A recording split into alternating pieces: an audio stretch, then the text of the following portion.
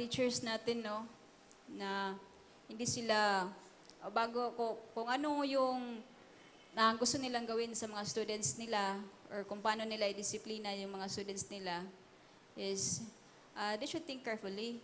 Lalo nang ginawa niya, nagti-TikTok siya during school hours. Tapos, pinablish niya pa. Mention niya pa yung mga last names at yun ng mga bata. Oo. Tapos, yung mga accusations niya, nag-cheat yung mga bata. So, it's not good. Oo.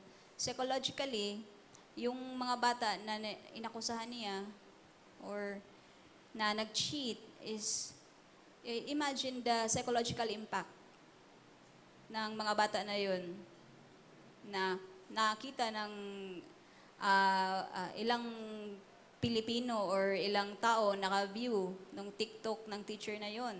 So, it debases and demeans the intrinsic worth of a child.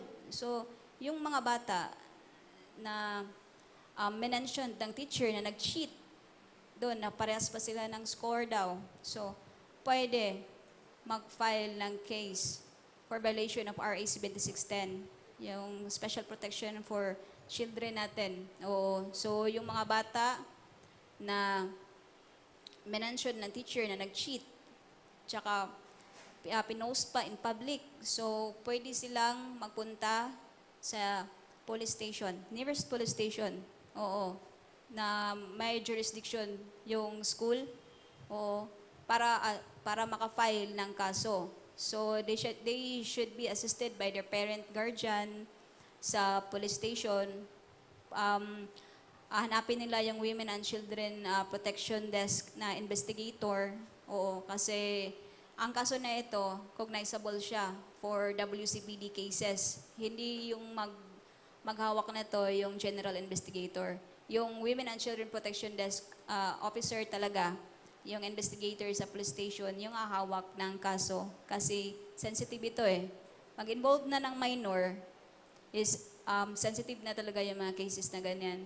So, dapat trained yung investigator na mag-handle and handling women and children cases. So, pwede silang magreklamo anytime na available yung mga schedules nila. Magpunta sila ng police station para i-visit, sir, no? Mag-house visit ta sa katong mga biktima. O, nga, kanda kong interview, o, i-encourage sila, o, nga, to file a formal complaint, o, para sa, nahimo sa katong teacher. O, but, as much as encouragement nato sa parent, guardian, sa mga bata, if, under humanitarian consideration, dili gyud sila mo file og kaso, sir. So ato pong respitaan o unsa pud ang ilahang ang gusto, unsa pud ang ilahang makapasaylo sila sa maestra o nga dili sila mo file og kaso, sir. Kay kita, sir, antam tagana nga motabang ta nila og mo file sila o nga kung kanus sila ready. And then ato pong i-advise ang mga bata ug ang ginikanan nga ato ipa-undergo ang mga bata for psychological evaluation kay ug unsa ang trauma nga na kuan ba naguman sa bata aduna onyay manifestation later on for post-traumatic disorder tungod sa nahitabo katong pagkuan sa maestra sa ilaha. So pwede kaayo.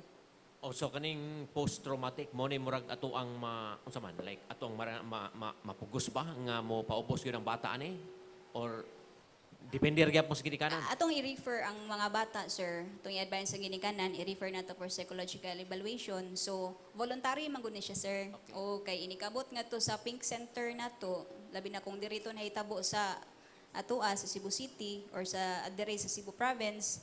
Der ang mocater ato ang Pink Center o naman tay trauma assessment care o nga kanang i-evaluate man nila ang bata o do na by manifestation for trauma o so sila ang mo-evaluate, sir. Ang ato ang mga psychologist dili ang police kay maski kita dili man kita makaingon nga na trauma ang bata o dili man ta doktor, so sila ra jud maka-evaluate, maka-assess kung nagmanifest ba ang bata o unsay klase nga mga disorder.